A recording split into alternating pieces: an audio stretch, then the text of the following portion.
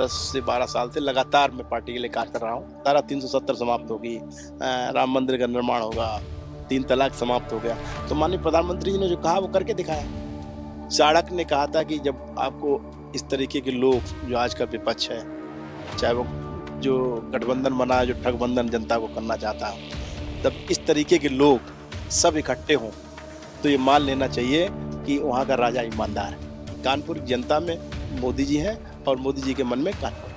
नमस्कार। आज हमें कानपुर में जो कि यूपी का सबसे बड़ा शहर है और यहाँ से बीजेपी ने जिसे प्रत्याशी बनाया है रमेश अवस्थी जी, आज उनकी भूमिका थोड़ी बदली हुई है। जहाँ पे उनको होना चाहिए था वहां पे मैं हूँ और जहाँ पे किसी और को होना चाहिए था वहां पे रमेश जी बैठे हुए हैं। तो आज रमेश जी, आपका बहुत बहुत स्वागत है आज की खबर में।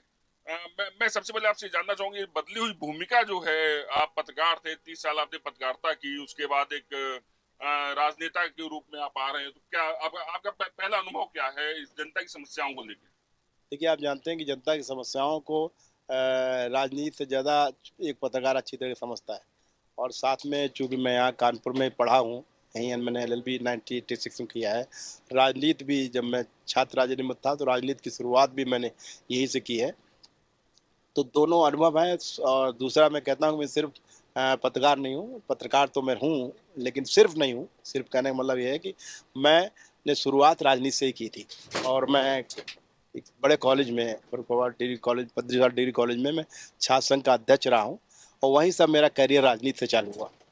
उसके बाद राजनीति करने के बाद मैं वहाँ फिर मैं पत्रकारिता में आ गया। तो पत्रकारिता में आने के बाद 30 साल से लगातार पत्रकारिता में हूँ। और उसके बाद फिर जो पहले मैं राजनीति में आया था, फिर अपने घर में फिर वापसी कर ली। और मैं भारतीय जनता पार्टी का यहाँ प्रदेश कार्य समिति का सदस्य हूँ लगभग 5 साल से लगातार। उस पार्टी से सीधा मैं जुड़ा हूँ, करीब 10 से 12 साल से लगातार मैं पार्टी के लिए कार्य कर रहा हूँ। और साथ में मेरा परिवार पार्टी से 1967 से जुड़ा हुआ है। मेरे परिवार में बड़े भाई हमारे 1967 में चुनाव लड़े थे विधायक का। उसके बाद लगातार वो जेआर मिशन जेल भी गए। लगातार मैं संघ परिवार का बालकाल से ही सदस्य रहा हूँ।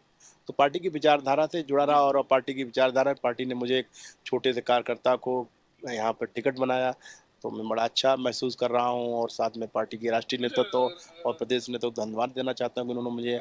आपने कानपुर, लखनऊ, नोएडा, दिल्ली, हर जगह आपने पत्रकारिता देखी है, सब जगह पत्रकारिता देखी है और सारे शहर आपने देखे हैं अपने पत्रकारिता जीवन में।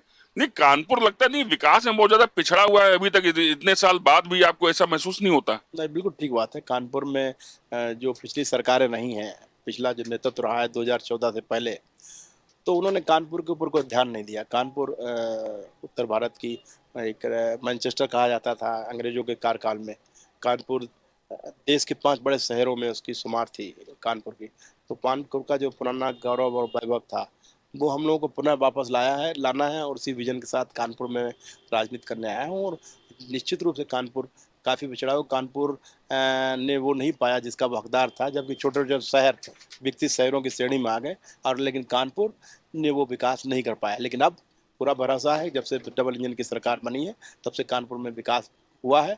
और आगे भी उसी विकास की गति को हमें आगे रमेश बढ़ाना है। भाई, रमेश जी, देखिए, कानपुर इतना बड़ा शहर है, लेकिन अगर मैं आज इस बारे में बात करूं, कानपुर को लेकर 3 प्राथमिकताएं आपकी क्या होंगी जीतने के बाद? को 400 पार का एक नारा दे दिया है मोदी जी ने, जाहिर सी बात है सारा नहीं जीत रहा है, तो आपको 3 प्राथमिकताएं क्या होंगी कानपुर से जीतने के बाद? कानपुर देखिए, सबसे बड़ी तो रोजगार एक समस्या है। जो हमारी बंद मिलें पड़ी हुई हैं, उनको हम कैसे चालू कराएँ, उनका स्वरूप कैसे होगा? आप जानते हैं कि पुरानी टेक्नोलॉजी है, तो उस टेक्नोलॉजी से वो मिलें नहीं चल सकती। तमाम नियम कानून, प्रदूषण और तमाम नियम कानून भी आ गए हैं, उनके तहत भी समस्याएँ पैदा हो गई। तो उनका स्वरूप कैसे हम चेंज करें? वो जो इंफ्रास्ट्रक्चर है, जो पूरा यहाँ पे बहुत बड़ा लैंड बैंक है, उसका हम सदुपयोग कैसे कर पाएँ रोजगार के लिए? को मजदूरों का शहर कहते हैं जिसे हम। हाँ, बिल्कुल। जब लाखों लोग जब यहाँ घंटी बजती थी, तो लाखों लोग बाहर होते थे। कम्युनिस्ट का भी कर रहा है, कम्युनिस्ट पॉलिटिक्स यहाँ काफ़ी होती थी। उसी के चलते कानपुर में पॉलिटिक्स ज़्यादा हुई है। और लोगों में जो भी वहाँ उस समय राजनीति कर रहे थे या सरकारें थी, उनका विज़न नहीं था कानपुर के लिए। वो अपने लिए सिर्फ़ राजनीति करते थे, कानपुर के लिए कभी उन्होंने राजनीति नहीं किया। तो दुर्भाग्य रहा, इस शहर का दुर्भाग्य रहा, वरना ये शहर आज निश्चित रूप से और बड़े शहरों में शामिल होता है। अच्छा, रमेश भाई, गोमुख से जब गंगा जी निकलती है, लेकिन कानपुर आते आते राज कपूर की पिक्चर आई थी कि राम तेरी गंगा मैली हो गई, तो कानपुर आते आते ना गंगा बहुत मैली हो जाती है, वो उसको लेके क्या आपकी योजनाएं हैं? नहीं नहीं, देखिए गंगा पे बहुत बड़ा काम हुआ है। एक पूरा मिशन है गंगा का, पूरा माननीय प्रधानमंत्री जी जब से देश में उन्होंने कार्य संभाला 2014 के बाद, तो उन्होंने चाहे स्वच्छता अभियान हो, स्वच्छता अभियान के लिए बड़ा अभियान चलाया, साथ में पूरी गंगा के लिए एक नया प्रोजेक्ट दिया। और आज गंगा के लिए तमाम ऐसे प्रोजेक्ट हैं जो हमारे यहाँ सीधे सीधे गंगा में गंदगी जाती थी, उनके लिए कई प्रोजेक्ट, कई ऐसे प्रोजेक्ट बने हैं जिनके बाद सफाई होकर पानी जाता है।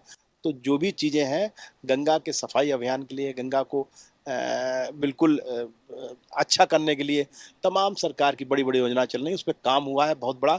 अब गंगा की वो गंदगी नहीं है, आप देखिए कानपुर में पहले की गंदगी देखिए और आज आप देखिए, आपको बहुत बड़ा ज़मीन आसमान का अंतर नज़र आएगा। अरे मुझे ये, हम थोड़ा पॉलिटिकल एक और क्वेश्चन पे आते हैं। पूरा विपक्ष एक है, अगर देखा जाए तो आपके सामने कांग्रेस की चूंकि सीट दे दी गई है, उसको कितनी बड़ी चुनौती मानते हैं आज की तारीख में? आप पूरा विपक्ष जब एक होकर लड़ रहा है मोदी जी के सामने, तो कितनी बड़ी चुनौती मानते हैं आप उसको? चाणक्य ने कहा था कि जब आपको इस तरीके के लोग, जो आज का विपक्ष है, चाहे वो जो गठबंधन बना है, जो ठगबंधन जनता को करना चाहता है, तब इस तरीके के लोग सब इकट्ठे हों, तो ये मान लेना चाहिए कि वहाँ का राजा ईमानदार है।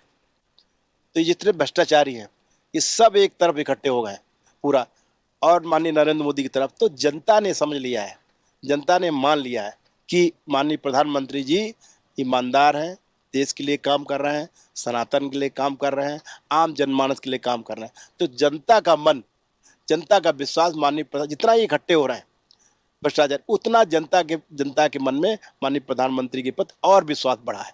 और यही कारण है कि ये लोग भी मान रहे हैं। इन्होंने कभी ये नहीं माना था ना कि धारा 370 समाप्त होगी, राम मंदिर का निर्माण होगा, 3 तलाक समाप्त हो गया। तो माननीय प्रधानमंत्री जी ने जो कहा वो करके दिखाया, उनकी कथनी में करने में कोई अंतर नहीं। तो ये डरे हुए हैं कि हो सकता है इस बार 400 पार हो जाए, तो तमाम तरह के भ्रामक स्थिति फैला रहे हैं। कभी कह रहे हैं 400 पार हो जाएगी तो आरक्षण खत्म कर देंगे। जो आपने फेक वीडियो अमित शाह जी का देखा, तो वो बाकायदा पकड़ा गया। तो ये सब इस तरीके की हरकत कर रहे हैं।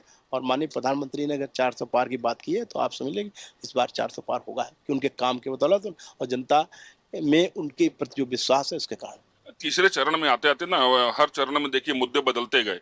अब तीसरे चरण में आके मैं देख रहा हूँ आरक्षण एक बहुत बड़ा मुद्दा बन गया है इस चीज को लेके।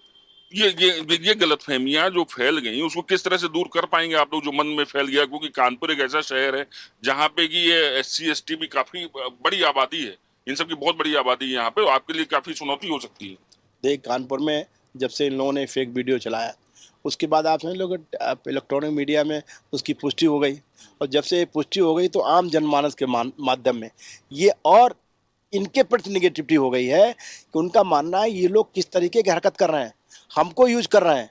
तो जो 1-8% लोग इनके साथ थे, आज वो भी भारतीय जनता पार्टी के पक्ष में आ गए, कि उन्होंने मान लिया कि माननीय प्रधानमंत्री तो हमेशा अनुसूचित जात जनजाति के लिए हमेशा पक्षधर रहे हैं, बाबा साहब अम्बेडकर के पक्षधर रहे हैं, उनके लिए तमाम चीज़ें, चाहे उनका कोई समाधि स्थल बनना हो, चाहे उन अनुसूचित जाति के पक्ष में काम करना, अगर संशोधन हुआ तब भी उनके पक्ष में हुआ।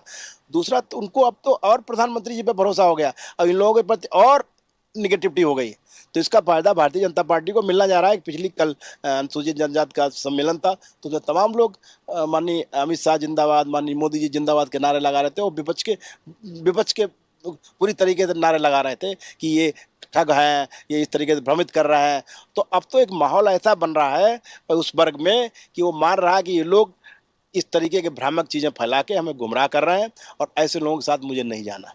अच्छा, एक बड़ा लाइट मूड क्वेश्चन है मेरा। एक वो रमेश अवस्थी जो 30 साल तक कलम पकड़ के, माइक पकड़ के क्वेश्चन पूछते थे, और एक वो रमेश अवस्थी जो आज वो जवाब दे रहे हैं, जो जवाब दूसरों से मांगते थे। उसमें क्या बेसिक, क्या फर्क आप देख रहे हैं?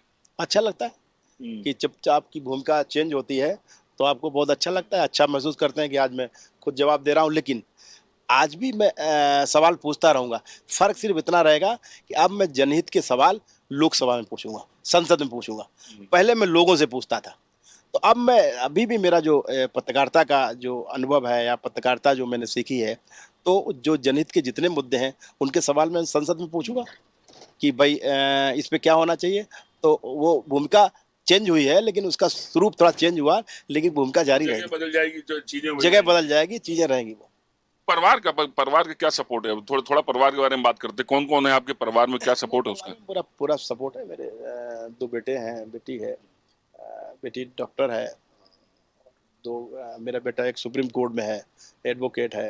एक मेरा बेटा सामाजिक जीवन में है, राजनीति में है। तो ये सब लोग पूरा परिवार जितना भाई हैं, ये सब लोग पूरा पारिवारिक का पूरा सपोर्ट है, और सब लोग चुनाव में पूरी तरीके से लगे रहे हैं, क्योंकि मैंने आपको बताया कि नहीं, हमारा परिवार 1967 से पूरा संघ का परिवार रहा है। हम लोग उस समय हमारे परिवार में बड़े भाई चुनाव लड़े थे विधायक का, DIR मीसा में जेल गए। तो पूरा जितने पारिवारिक लोग हैं, सब पूरी तरीके से चुनाव में लगे हुए हैं, और चुनाव का रिजल्ट जो यहाँ पे आपको दिख रहा है, आपने जो माहौल देखा होगा कि सब मोदी में है, और ये कानपुर की जनता में मोदी जी हैं, और मोदी जी के मन में कानपुर है। अच्छा, पोलिंग में वोटिंग कम हो रही है, आपको आपको इसको लेके क्या क्या अपील है आपकी, या क्या आपकी रणनीति है कि अपने वोटर कैसे बाहर निकाल दें? जो पहले 2 चरण हुए उसमें देखा गया कि लोग वोट देने कम निकल रहे हैं। इसका क्या कारण मानते हैं? जनता पार्टी का एक बड़ा संगठन है, और बूथ स्तर तक हमारे कार्यकर्ता हैं, पन्ना प्रमुख हमारे। सब लोगों को हम लोगों ने जिम्मेदारी दे दी है, और सब लोग बड़े उत्साह के साथ लगे हैं। और उन्होंने कहा है कि हमारे यहाँ की पोलिंग पिछली बार की पोलिंग से हाईएस्ट पोलिंग जाएगी। हमारी पार्टी ने कहा कि हर बूथ पर हम 370, धारा 370 समाप्त हुई है, तो हम 370 वोट और आगे ज़्यादा करेंगे पिछली बार की तुलना में। इस बार हम 370 वोट हर बूथ पर बढ़ाने का काम किया जा रहा है, कि अगर हमारे वोट पिछली बार पश्चिम में 500 पड़े, तो 500 टोटल पोलिंग हुई, तो इस बार हम लोग 370 बढ़ा के पोलिंग करेंगे। ये लक्ष्य हमारे बूथ अध्यक्षों ने लिया है, पार्टी ने लिया है। तो हर बूथ पर एक पूरी तरीके टारगेट के साथ हमारे कार्यकर्ता, हमारे जो देवतुल्य कार्यकर्ता हैं, वो काम कर रहे हैं। एक बड़ी टीम भावना के साथ काम कर रहे हैं। हमारा जिला संगठन, हमारे क्षेत्रीय संगठन, राज्य, सब पूरी तरीके से लगा हुआ है। और ये आप भरोसा रखिए, ये निश्चित रूप से कि जो पहले चरण में मतदान कम हुआ, उससे हम लोगों ने सीखा है, और जो कमियां रही कि किस तरीके से वोटिंग परसेंट नहीं बढ़ा। कभी कभी आत्मविश्वास, अति का आत्मविश्वास जो है वो करता है कि चलिए, जैसे उदाहरण नहीं आप लिया कि भाई 400 पार हो रहे हैं तो आदमी घर तो में अब बैठा आप जीत ही रहे हैं, हम तो चलिए कोई बात। तो थोड़ा उत्साह ज़्यादा था, इस कारण कहीं न कहीं कुछ फर्क पड़ा है। लेकिन इस बार आप इस चरण में देखिए, कुछ परसेंटेज पिछली बढ़ा है। अब चौथे चरण में निश्चित रूप से परसेंटेज पिछली बार जितना भी हो, उससे ज़्यादा परसेंटेज होगा, ये मैं आपको बता। धन्यवाद रमेश जी, आपका बहुत बहुत धन्यवाद आज की खबर के साथ बात करने के लिए। ये थे हमारे साथ कानपुर से बीजेपी के प्रत्याशी रमेश अवस्थी जी। आज हमने इनके साथ बातचीत की। रमेश जी, आपको बहुत बहुत अग्रिम शुभकामनाएं दे दूं आपको जीत की। धन्यवाद जी। 10